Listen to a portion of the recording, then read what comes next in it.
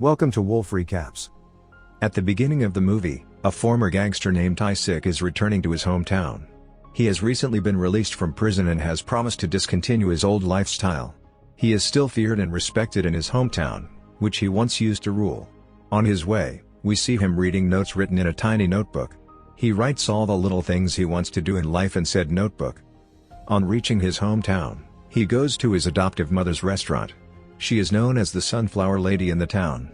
Her daughter, Hyuju, asks Tae-sik to come back later because her mother is not home. Tae-sik innocently claims that he has nowhere else to go, so she suggests he go to a nearby sauna. Tae-sik takes the advice and goes to a nearby sauna where he is fascinated by the automatic lock. He plays with it for a long time, annoying a man who is trying to relax.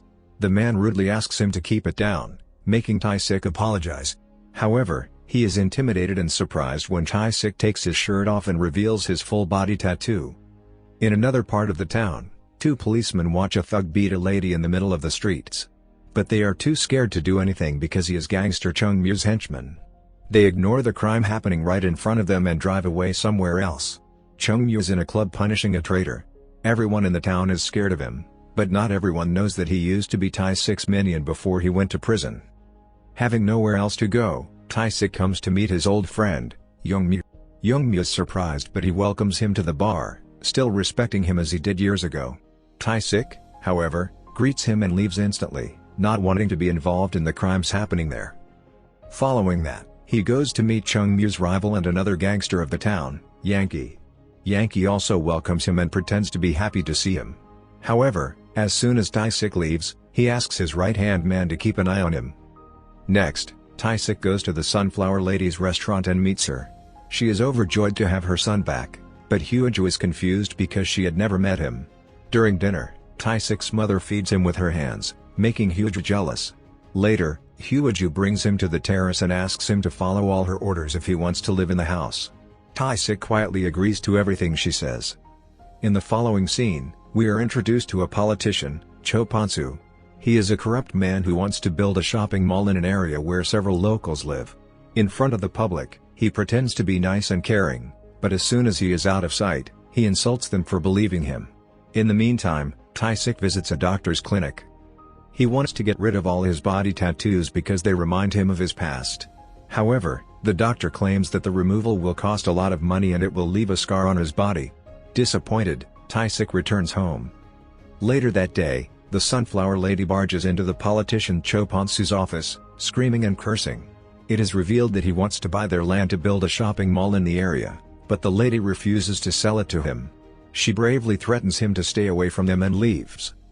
At night, Tae-sik and Hyuju meet on the terrace. She bosses him around, unknown that he used to be a gangster. Tae-sik doesn't call her out for being rude and continues to do what she says. When Tae-sik is working in the garage the next day, the two policemen from earlier watch him. They reminisce about how much trouble Tae-sik used to cause before he went to prison. A flashback shows us that Tae-sik used to rule the town a few years ago. Current gangsters, Chung-mu and Yankee, were his minions who walked in his footsteps. But after Tae-sik got arrested, both of them wanted to take his place. This made them rivals, and taking the opportunity, Cho Pon-soo used them to become a politician and get on top. Currently, the gangsters work under him and are always competing. Hyuju is in her math class and is having difficulty understanding calculus. After class, Tae-sik comes to pick her up, but her math teacher catches his attention. They go to a private place to talk. It turns out that Tae-sik and she used to date a long time ago. Tae-sik thanks her for always being good to him and leaves. He and Hyuju are eating street food when a guy who is obsessed with Hyuju starts a fight with him for hitting on his supposed girl. The guy brings Tae-sik to an abandoned building and beats him up along with his friends.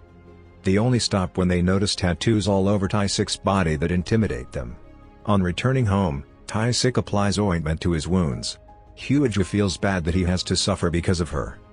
Somewhere else, Cho Pon-soo is in a meeting with both Chung and Yankee.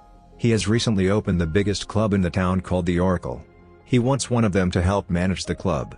Both the gangsters are eager to get a hold of the club, which adds to the tension between them. Cho Pon-soo declares that the one who can get him the Sunflower Lady's restaurant will be given the responsibility. The very next day, Chung and his henchmen come to the restaurant and start breaking stuff. But as soon as Chung sees Tae-sik, he stops everyone. Tae-sik loses his cool for the first time and strangles Chung, asking him what his intention is. His mother comes outside and makes the thugs go away. Tae-sik asks her what they wanted, but she dismisses the conversation. They meet the next day and decide to work together to get Tae-sik off the town. Tae-sik, on the other hand, is enjoying his crime-free life to the fullest. He helps Hyuju with high school math and says that he also wants to go to college next year. Hyuju figures out that Tae-sik is an excellent student when he easily solves the most difficult math problems. At night, Tae-sik returns home with a gift for his mother that he has bought using his first paycheck. They share an emotional hug afterward. Tae-sik also gives Hyuju a camera that she had always wanted. At first, she claims she doesn't want it, so Tae-sik keeps the camera with himself. But later at night, she hands him a cup of tea and looks at him hopefully.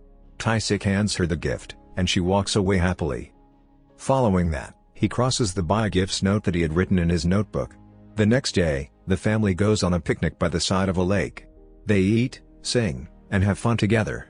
At night, Tae-sik is surprised that his old enemy, Byung-jun, has come to meet him. He calmly advises Tae-sik to move somewhere else with his family because Cho Han-soo can do anything to get the land. As they talk, Yankee's spies watch the men inform their boss about the interaction. Yankee quickly calls Chung-myu to his place and tells him about his finding. They believe that Cho Han-soo has sent Byung-jun to make Tae-sik hand them the restaurant. If Byung-jun is successful in his mission, then the oracle might be given to him instead. So the two plan to move Tae-sik and his family out of the restaurant as soon as possible. Then we see Tae-sik and Hyuju at the hospital getting Tae-sik's tattoo removed. He has finally gathered enough money for the procedure. On their way home, the two eat food from street vendors. They decide to go to the same college next year. Tae-sik is at work when Chung-myu and his men go to the restaurant and start to break stuff. This time, they manhandle Tae-sik's mother and throw her to the ground. Hyuju hits him on the head but is pushed to the ground as well. She runs to get Tae-sik from the garage, but when he returns, the thugs have already left. An angry Tae-sik goes to meet the politician in his office and threatens him to stay away from his family. Cho Han-soo tries to turn him into a business partner but fails when Tae-sik bluntly refuses the offer. Yankee thinks of a different plan to make Tae-sik go back to prison. He sends some men to beat him up, hoping that he will retaliate and get caught by the police. He even bribes two policemen to arrest him. As Tae-sik is working in the garage, the thugs arrive and start an argument. They hit him brutally, but Tae-sik doesn't react at all. The plan fails, and the men drive away. In the evening, Tae-sik is at home telling his mother about the events of the day when Hyuju's stalker arrives at the house and makes fun of Tae-sik for getting beat up by random strangers. He also brings up the death of someone named Dopal. The topic is clearly sensitive for both mother and son. It turns out that Dopal was the Sunflower Lady's biological son who was killed by Tae-sik. Hyuju hears the conversation and is surprised by the revelation. At night, her mother tells her that she visited Tae-sik in prison after her son died. He cried and seemed regretful of his actions. The more she met him, the more she realized that Tae-sik was in need of motherly love, so she adopted him. Hyuju then meets Tae-sik on the rooftop and tells him that she forgives him because her brother used to beat their mother for money.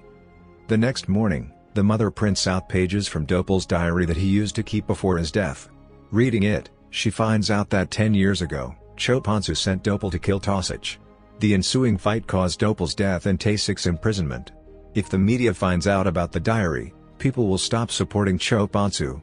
Hence, the mother blackmails him to leave her family alone. But Cho Han-soo isn't someone who knows how to back off. Now that the mother has crossed a line, he plans to end her for good.